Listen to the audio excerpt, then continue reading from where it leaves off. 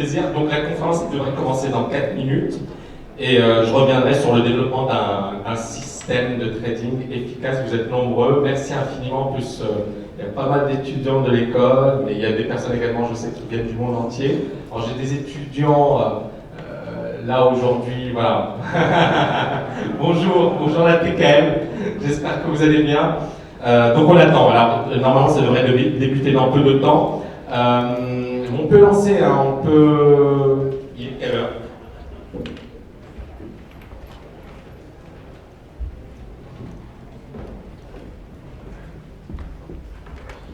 Je pense que c'est bon, hein, parce qu'en plus ça risque de déborder. Alors, comme d'habitude.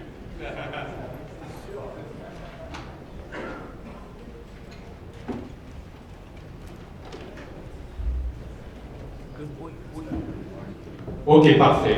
J'attends que les dernières personnes s'installent avant de commencer la conférence. Alors, on attend 1 minute. Tout d'abord, je vous remercie infiniment d'être venus aussi nombreux pour assister à cette conférence. Je vous remercie d'autant plus qu'il fait super beau à l'extérieur, que vous n'étiez pas du tout obligé d'être là. Mais encore une fois, il est vrai que c'est un sujet sur lequel aujourd'hui je reviens, c'est un sujet qui est extrêmement important. Comment développer un système de trading efficace? Alors, dans cette conférence, je ne vais pas être trop technique, parce qu'en 1 heure, on ne peut pas aborder trop de choses. Je vais revenir grosso modo sur quelques indicateurs techniques, mais je vais revenir avant tout sur ce qui, à mon sens, me semble être essentiel, à savoir le processus. Il y a beaucoup trop de personnes, vous m'entendez ou pas? Alors quand c'est pas... Et là vous m'entendez? Là vous m'entendez? C'est mieux? Et là c'est trop fort. Ok, donc là c'est bien. Parfait. Donc, alors, au lieu de rentrer dans le technique, parce qu'en 1 heure on ne peut pas vraiment développer, donc il y aura effectivement une petite partie consacrée à la technique, et l'essentiel sera centré sur le processus. Ça c'est la première chose. La deuxième chose, c'est qu'effectivement, on a aujourd'hui, je vois beaucoup de personnes qui développent des algorithmes sur MT4, des particuliers. Et j'ai l'impression que beaucoup de particuliers n'ont pas compris quels étaient leurs concurrents. Quel était le risque du trading algorithmique? Pourquoi justement il ne faut pas tomber dans le piège du trading algorithmique qui fait, encore une fois, miroiter la possibilité de développer la martingale, le système infaillible. On est dans le mythe de l'alchimiste, la personne qui effectivement touche du plomb et le transforme en or. Or, la martingale n'existe pas. Et vous voyez encore une fois que cette conférence ne sera pas effectivement portée sur un indicateur miracle ou une possibilité de gagner à tous les coups, mais elle va se centrer sur ce qui, à mon sens, est la clé dans n'importe quel domaine, que ce soit dans le domaine du trading, dans le domaine des études, dans le domaine du sport, le processus. Quel est votre processus? Qu'est-ce qui fait qu'une personne va passer de A à B et va passer d'un état de total novice à un état effectivement de trader professionnel? Et donc effectivement j'ai la chance, et je dis bien c'est une chance, d'avoir formé pas mal d'étudiants, de traders, qui étaient soit pendant 10 années, 15 années, avaient une performance en dents de scie, soit qu'ils avaient commencé avec de grosses pertes. Hein. J'ai des étudiants qui ont perdu 200 000, 300 000, 400 000 euros avant de rejoindre l'école. Et malheureusement, il y en a énormément qui sont dans ce cas. Et donc à partir de là, mon idée principale était comment faire pour qu'une personne, pour la modeler, pour lui permettre de développer des compétences solides, pour lui permettre d'être en situation totalement concentrée comme un sportif de haut niveau. Et donc toute ma réflexion ces dernières années a porté sur ça. Comment aider une personne à se développer, à devenir excellente dans ce domaine. Et je suis très très très content des résultats et je pense qu'effectivement il y aura pas mal de choses à l'avenir. Alors rapidement, avant d'aller plus en avant, j'ai envie de remercier les étudiants qui sont nombreux. Alors hier j'ai dîné avec eux et ils m'ont fait une surprise, ils m'ont remis un trophée d'or du meilleur coach.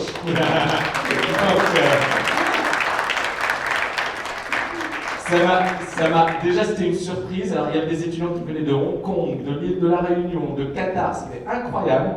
Mais surtout, alors la surprise, la cerise sur le gâteau, c'est qu'ils m'ont remis ce trophée avant même d'autres trophées. Ce trophée a vraiment une valeur émotionnelle extrêmement forte parce que c'est le résultat d'un travail. C'est-à-dire que derrière, justement, moi je ne leur ai pas dit il y a une martingale, il y a un système magique. Je leur ai dit voilà, il y a du boulot, il y a un processus. il y a du travail, mais derrière, rien n'est impossible. Et aujourd'hui, on a des choses qui sont assez extraordinaires. Donc là, c'était la photo de famille. Il y a 4 promotions donc, qui sont venues du monde entier. Et donc hier, merci infiniment. C'était une soirée magnifique grâce à vous. Alors, je reviens rapidement sur l'importance du processus en trading. Et je vais rapidement vous poser quelques questions. Tout d'abord, pourquoi 90% de traders échouent? Alors, beaucoup pensent que c'est la méthode. Beaucoup pensent que c'est la manipulation des marchés. Donc, quand je perds, je dis les marchés sont manipulés. Le courtier, alors bien évidemment, il y a des vérités, il y a des réalités, mais ce ne sont pas ces raisons, ces causes qui sont à l'origine de l'échec. On parle également des algorithmes. On dit, oui, les algorithmes aujourd'hui éliminent toutes les possibilités, éliminent toutes les opportunités, ont changé les marchés. Oui, les marchés ont changé.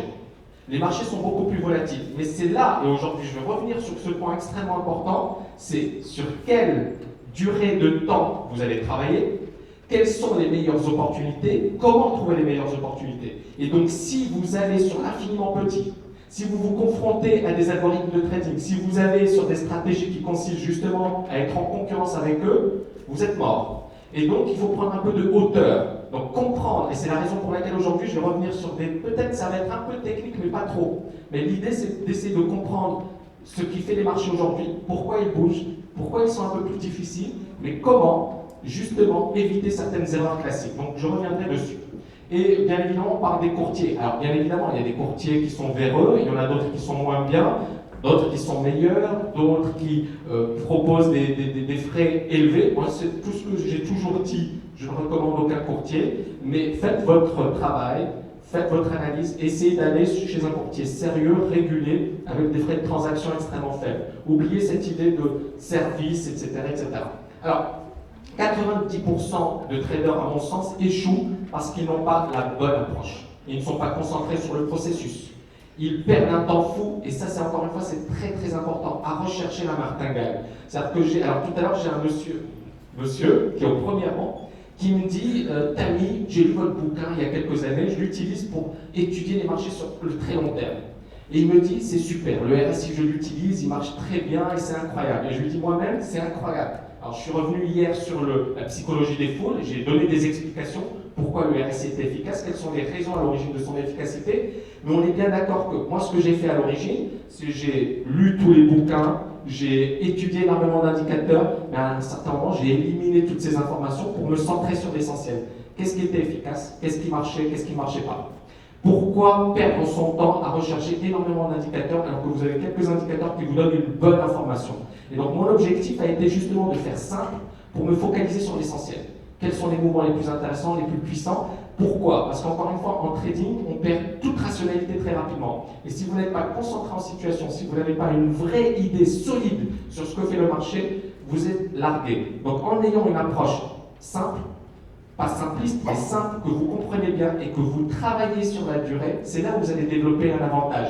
Par contre, si à chaque fois vous recherchez un nouvel indicateur, vous ne développez pas d'avantage. Jamais, d'accord? Et je vais vous expliquer pourquoi. La grande majorité, justement, des personnes qui débutent sur les marchés le font de la pire manière qui soit. On est dans cette recherche de la martingale. Et moi, je suis désolé de vous décevoir, parce qu'il y en a beaucoup qui vont encore me dire « Oui, mais Tammy, il y a ces systèmes. » Il n'y en a pas. D'accord? Donc, on est dans ce problème du « Qu'est-ce qui me permettra de devenir riche très vite sans fournir d'efforts ?» Désolé, hein, comme dans le sport, qu'est-ce qui va me permettre de devenir musclé? Alors on a tous les appareils électriques, alors on a les appareils miracles, on a des publicités qui vous montrent cet appareil qui vous permettra de devenir très fort, très musclé, très beau en 2 semaines. Ben, si vous voulez y croire, libre à vous. Moi je ne crois pas. Donc en trading, ben, justement, les efforts, ça ne veut pas dire non plus la douleur, la souffrance, mais au moins un travail régulier sur une période longue pour effectivement devenir bon. Et alors là, autre point important, c'est que les personnes viennent ou débutent sur les marchés et veulent aller trop vite. Or, comme en boxe, vous allez prendre des coups, d'accord? Donc un trader, il va prendre des pertes. Et donc, il faut accepter le fait que vous allez effectivement essuyer des pertes. Et donc là, l'idée, c'est quoi? C'est que se dire, est-ce qu'un boxeur va refuser des coups? Non, ça fait partie de son métier. Mais le trader doit également l'accepter. Mais comment il va l'accepter? En considérant que ça fait partie de son système de trading. En considérant que les pertes sont partie intégrante de sa manière de travailler. Et donc, par exemple, sur 10 trades, si j'en ai 6 ou 7 qui sont gagnants, c'est très bien. Mais il faut l'intégrer dans votre système. Et il faut le considérer comme faisant partie du jeu. Et pourquoi je vous dis ça? Parce que le problème, il est encore concret. C'est que moi, je connais beaucoup de personnes qui me disent « Je travaille bien, mais dès que je perds, je refuse mes pertes. » On est dans la psychologie pure et simple. C'est-à-dire qu'on refuse de perdre. Il y a ce phénomène d'aversion aux pertes. Je perds, je refuse de voir ma perte, je renforce ma position, et c'est souvent les faillites en trading, elles commencent comme ça. Donc la meilleure manière d'éliminer justement la douleur liée aux pertes, c'est de les accepter dès le départ. Et dès le départ, de se dire, ça fait partie du jeu. Si je ne l'accepte pas, eh ben, je ne deviendrai jamais trader. Comme un boxeur. Si le boxeur il a peur de prendre des coups, il vaut mieux qu'il aille faire autre chose. On est bien d'accord. Donc être dans cette logique comme un boxeur. Et donc autre point important, on est encore une fois dans cette recherche de la martingale. Et est-ce qu'un boxeur peut maîtriser et devenir un boxeur professionnel au bout de 3 mois? On est bien d'accord que non. Il va pratiquer jusqu'à devenir un trader professionnel ou un boxeur professionnel. Idem pour le trader. Et enfin, autre point important, j'entends souvent des personnes qui me disent, ou alors qui m'écrivent, Tami, c'est quoi le coût? Est-ce qu'il y a un coût à faire en trading? Est-ce qu'il y a effectivement une opportunité extraordinaire? Et moi, à chaque fois, je leur réponds, il n'y en a pas.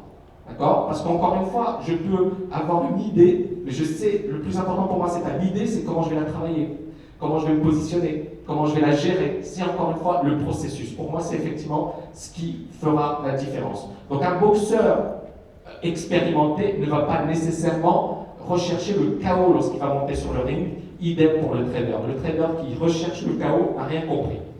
Donc, la réussite passe par la case perte et pas de réussite possible si vous n'acceptez pas d'essuyer des pertes. Ça demande du temps et c'est une quête permanente. C'est-à-dire que ça ne s'arrête jamais. En permanence, on cherche à s'améliorer. En permanence, on cherche effectivement à affiner certains principes. Mais une chose est sûre, c'est qu'avec le temps, ça devient quasiment un automatisme. C'est comme un boxeur, tac, tac, il sait comment taper son adversaire, comment se défendre, comment se protéger. Et le trader, c'est un petit peu la même chose.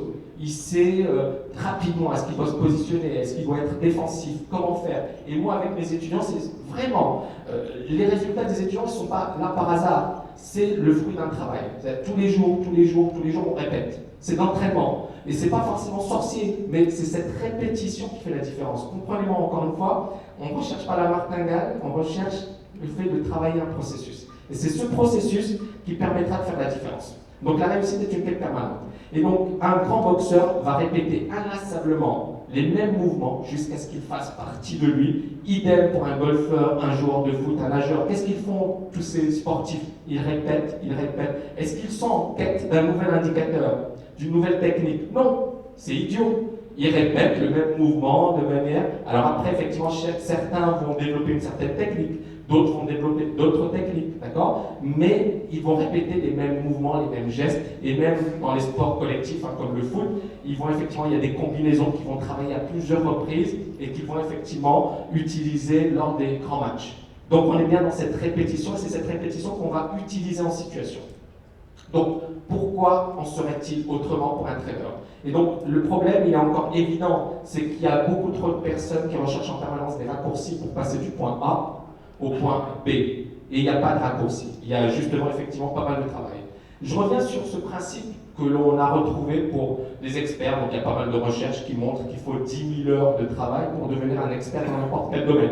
Si on rapporte ça au nombre d'heures en trading, par exemple, il faut 8 heures par jour, en supposant que l'on travaille tous les jours de la semaine, ça signifie qu'il faudrait environ 6 années de trading pour devenir un expert.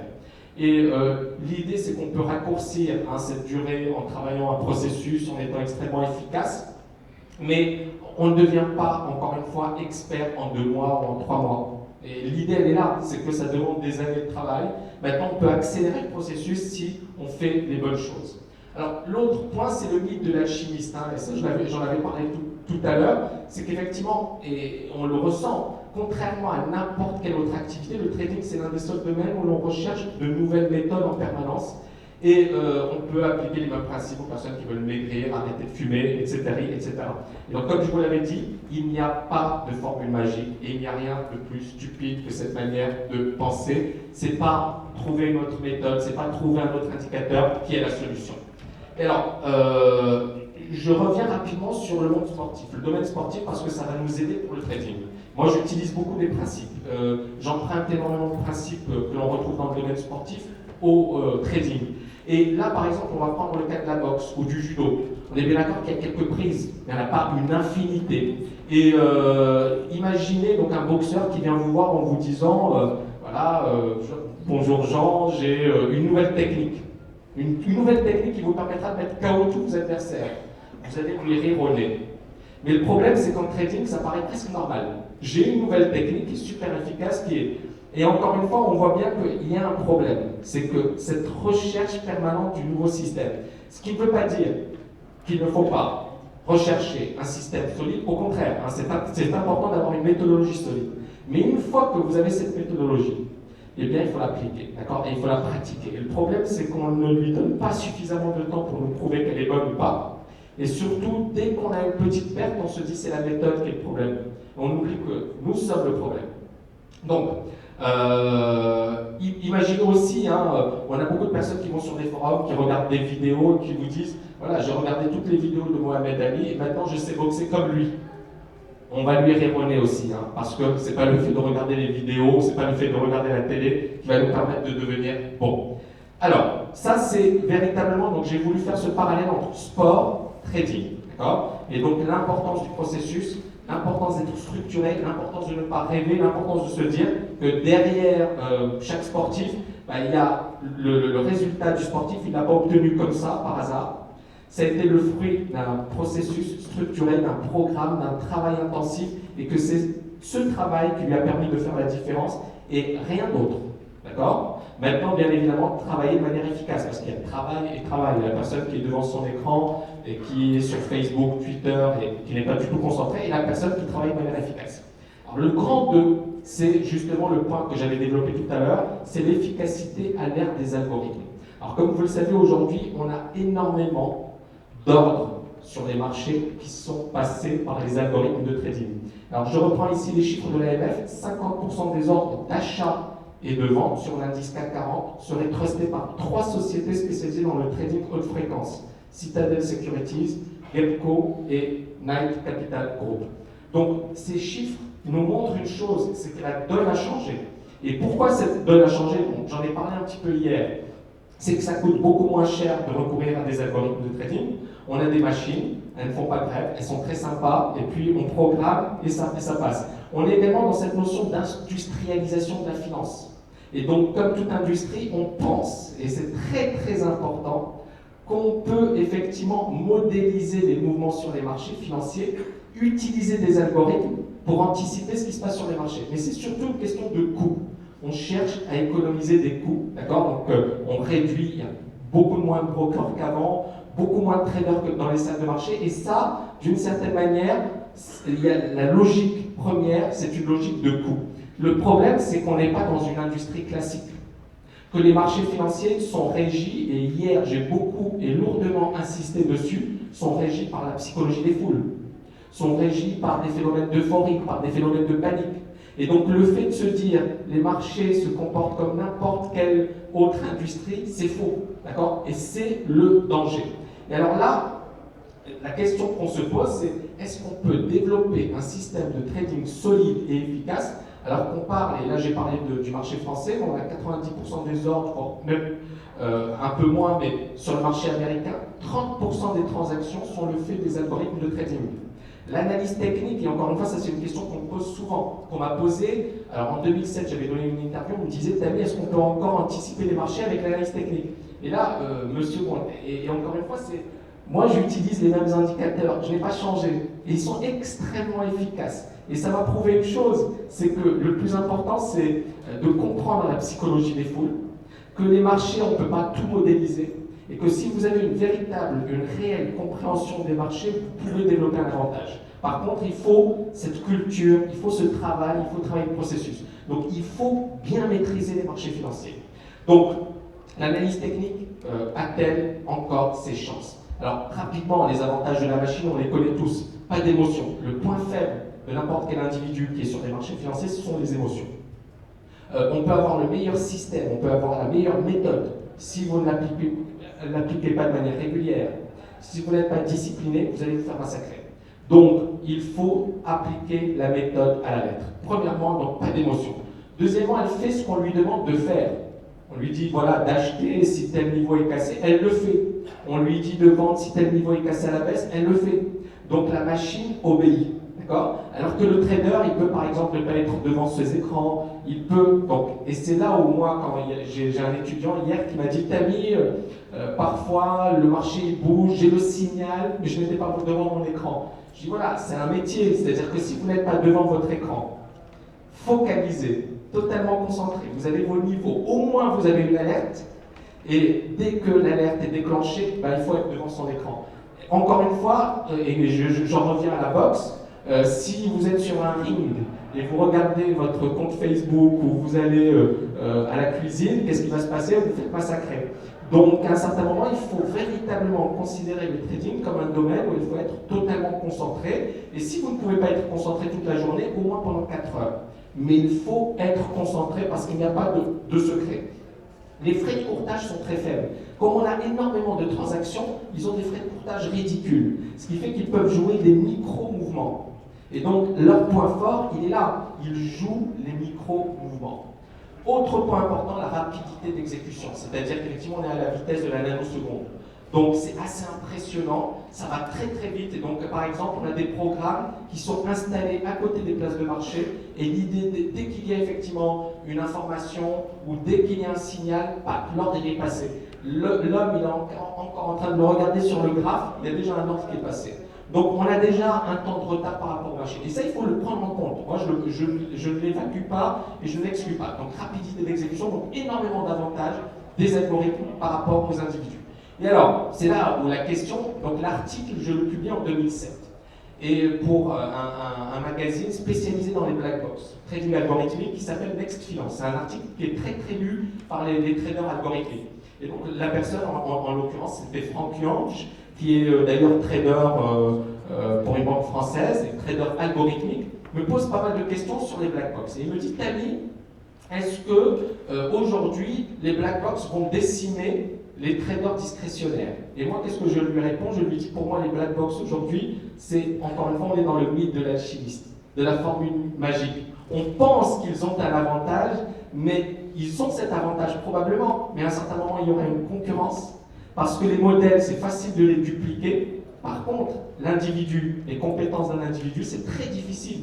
On peut effectivement avoir une machine qui donne des coups, mais un boxeur, s'il ne s'entraîne pas, il ne donnera jamais des coups. Et encore une fois, on est dans le domaine des marchés financiers, d'où, encore une fois, l'importance de la nature humaine. Et alors là, qu'est-ce qui se passe? En 2007, on a un crack. Des crises de subprime, des indicateurs techniques qui valident de gros signaux baissiers. Et à l'époque, on a la faillite de nombreux fonds quantitatifs, dont celui de Goldman Sachs. Goldman Sachs, à l'époque, perd 2 milliards de dollars sur ces fonds quantitatifs.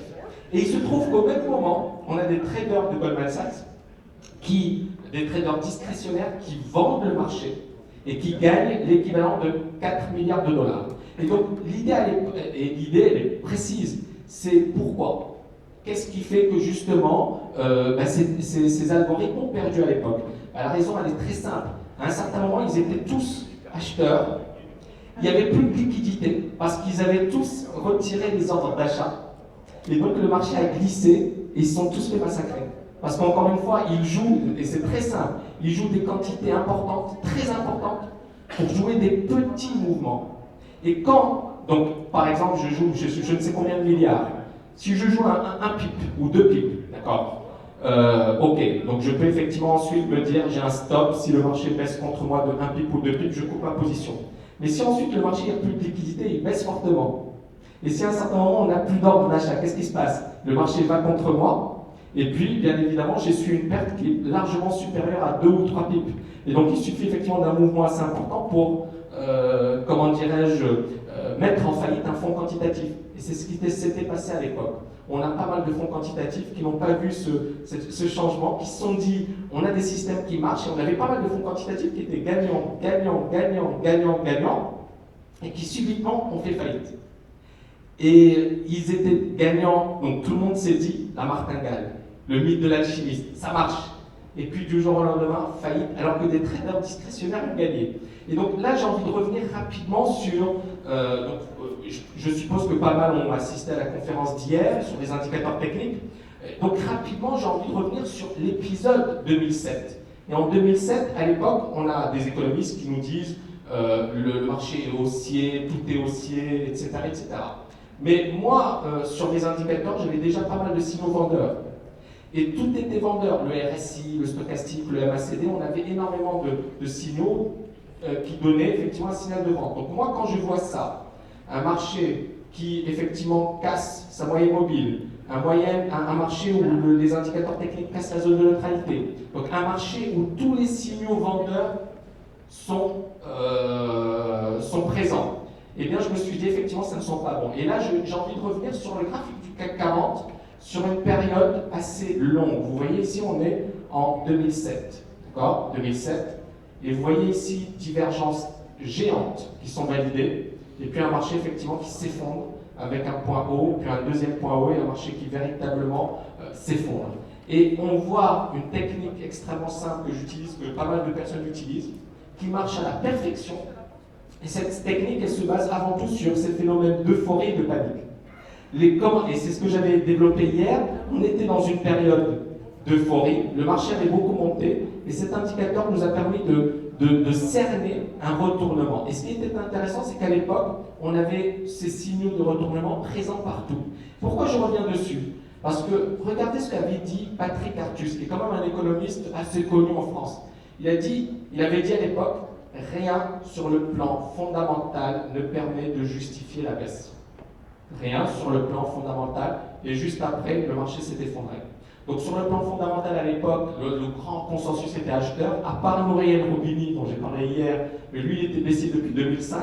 En 2005 on était là, hein, d'accord? Puis le marché a monté, et là il est devenu une star parce qu'il avait dit j'anticipe la baisse. Mais bon, c'était un peu tard. Donc ici, sur le CAC 40, vous voyez une forte baisse. Sur idem, la Société Générale, regardez, la divergence majeure sur les plus hauts, la cassure de la zone de neutralité, et c'était presque magique. Et on avait sur tous les indices, toutes les actions, des signaux extrêmement vendeurs. Et ça, c'était un signal assez extraordinaire. Et pourquoi je vous dis, c'était d'autant plus extraordinaire que la personne en question m'avait dit, Tammy, les black box vont chasser les traders discrétionnaires, et c'était le contraire qui s'est passé, puisqu'à l'époque, beaucoup de fonds quantitatifs avaient fait faillite. Là, idem, Morgan Stanley, on avait également un magnifique signal vendeur. Vous voyez ici, crise de subprime, baisse, et les indicateurs techniques qui sont extrêmement vendeurs, donc des signaux extrêmement vendeurs sur les banques, sur des indices français, américains, donc des signaux, on ne pouvait pas rater ce mouvement. Et c'est là où des personnes vont me dire, oui, mais est-ce que ça va changer? Non. Pourquoi ça ne va pas changer? Parce qu'on a encore ça aujourd'hui. La nature humaine, elle est immuable.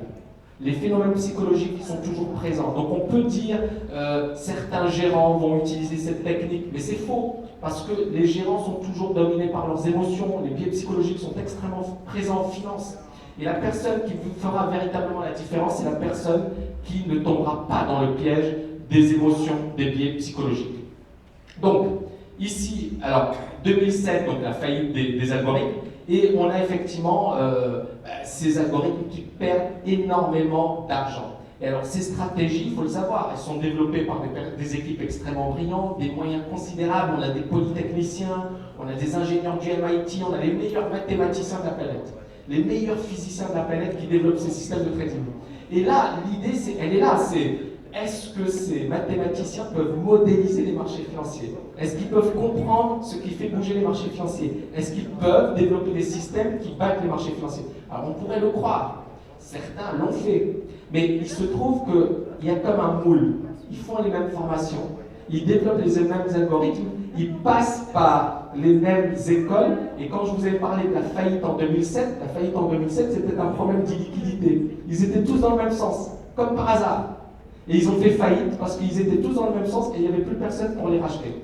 Et donc le marché s'est effondré et ils se sont fait éjecter. Et donc là, on voit un phénomène très très intéressant que je défends depuis pas mal d'années, c'est que oui, ils sont efficaces, mais ils ont leurs faiblesses, ils ont leurs limites.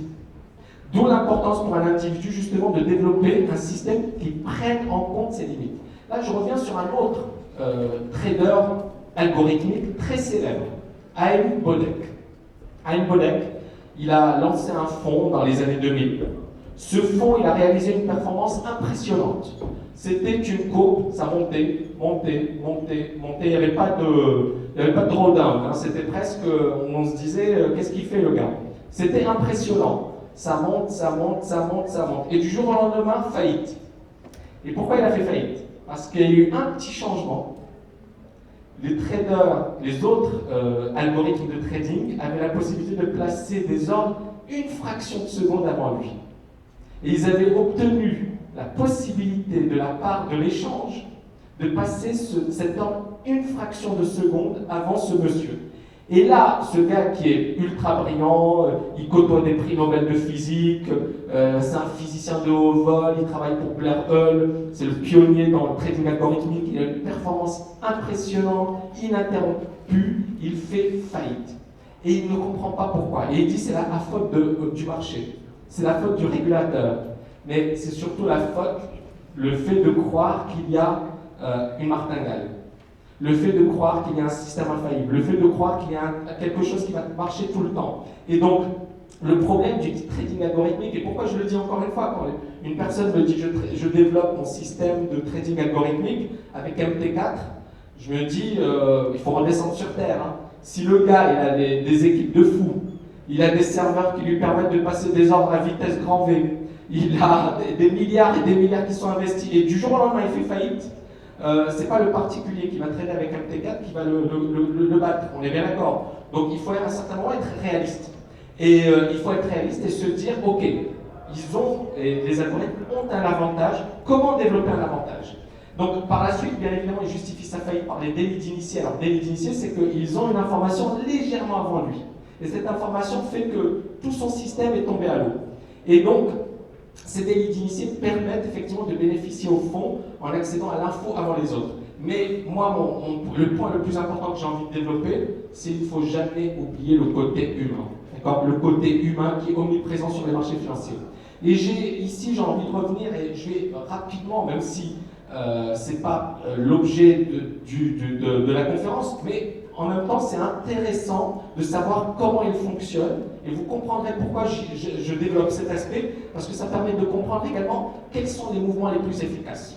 Quels sont les mouvements où les probabilités de succès pour nous sont les plus intéressantes. Alors ici, je reviens sur Emmanuel Derman. Emmanuel Derman, c'est un physicien brillant qui était le boss des quants, donc des traders algorithmiques matheux chez Goldman Sachs. Il publie un bouquin en 2007, il publie un bouquin en 2012. Dans ce bouquin, alors en 2007, il disait les quants c'est super, c'est extra. En 2012, il nous a dit pourquoi les modèles se comportent mal. Moi, j'avais écrit ça en 2007. Et en 2007, vous retrouverez l'article, je disais les traders peuvent battre les black box. Et je donnais des raisons précises. Et je parlais notamment de la psychologie humaine. Et donc, c'est intéressant parce que finalement, sa réflexion, elle rejoint entre guillemets la mienne, puisque, mais 5 ans après. D'accord? Et là, rapidement, Derman, il s'est aperçu d'une chose. Donc, son fonds avait fait faillite. D'accord, chez Goldman Sachs, le gars il était très brillant, très intelligent, tout ce que vous voulez, son fonds fait faillite. Et alors, il explique dans son bouquin, il dit, en physique, vous jouez contre Dieu, Dieu ne change pas les règles très souvent. En finance, vous jouez contre les créatures de Dieu, des agents qui vont valoriser un actif en se basant sur des opinions éphémères. Et c'est là où on voit qu'il introduit le côté humain, la psychologie humaine, et que si un modèle mathématique n'a pas forcément un avantage par rapport à l'homme, les raisons sont évidentes, c'est que le modèle mathématique ne prend pas en compte les comportements humains, ou n'arrive pas à modéliser de manière parfaite les comportements humains.